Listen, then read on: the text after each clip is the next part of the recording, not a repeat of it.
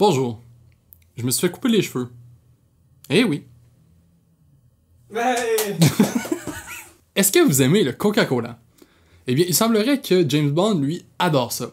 En fait, tellement qu'il y a 32 000 litres de Coca-Cola qui a été utilisé pour une scène de cascade dans No Time to Die, le prochain film de James Bond. La raison pour laquelle il y a autant de Coca qui a été utilisé, c'est pour une cascade où il y avait besoin de ça pour faire de l'antidérapant. Donc, encore une fois, c'est le capitalisme qui remporte. Et donc, ça doit être le bordel de laver ça.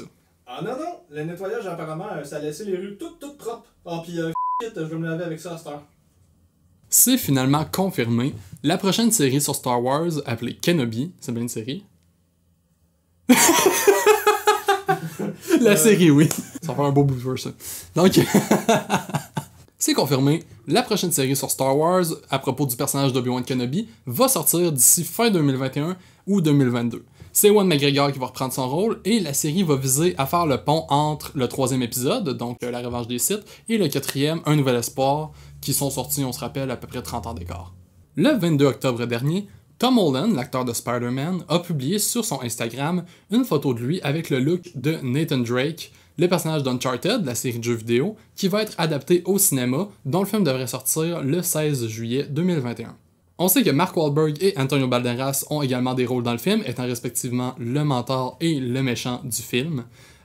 Donc, ça a l'air intéressant jusqu'à maintenant, mais sachant la mauvaise réputation qu'ont les films adaptés de jeux vidéo, je me garde une petite retenue. Les fans finis d'ici seront contents d'apprendre qu'on a des nouvelles informations quant au Snyder Cut de Justice League.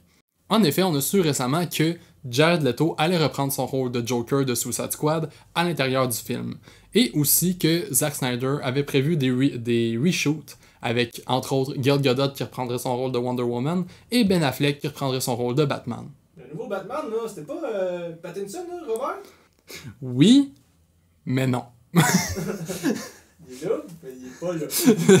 Le site web des Tomates Pourries a récemment tweeté une image du masque de Leatherface pour les prochains films de Massacre à la tronçonneuse.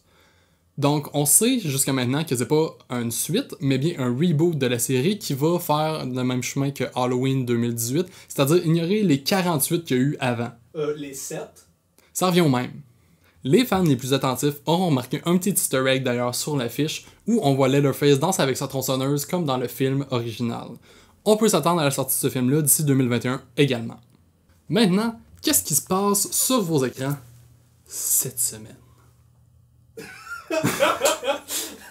La semaine dernière, sur Netflix est sorti le film Trial of Chicago 7, réalisé par Aaron Sorkin, réalisateur de Molly's Game et scénariste de Social Network. Je cherchais très fort c'était quoi le titre du film. Le film comporte un casting assez impressionnant de Sacha Baron Cohen, Eddie Redmayne, Joseph Gordon-Levitt et Michael Keaton, entre autres, et porte sur le cas de 7 hommes qui, pendant les années 69, ont eu un procès pour complot contre l'État au fédéral suite à des protestations. Pour que Victor nous sacre patience, le Schneider...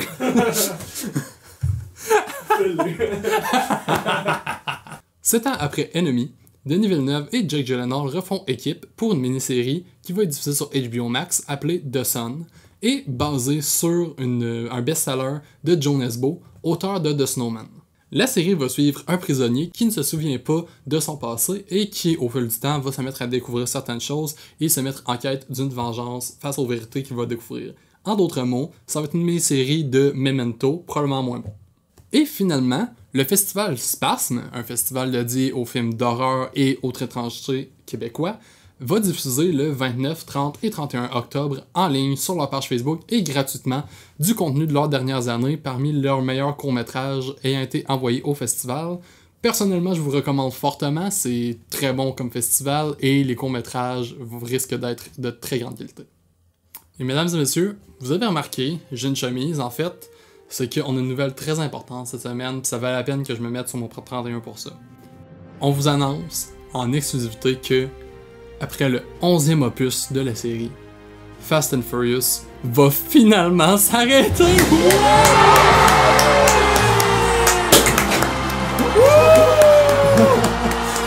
Temps de célébration, mes amis! Et vous savez aussi ce que c'est une célébration? Oh! La fin de cet épisode! Donc, on vous remercie d'avoir été avec nous cette semaine. On vous souhaite un joyeux Halloween. Soyez safe chez vous à la maison et Tchin tchin! à la semaine prochaine!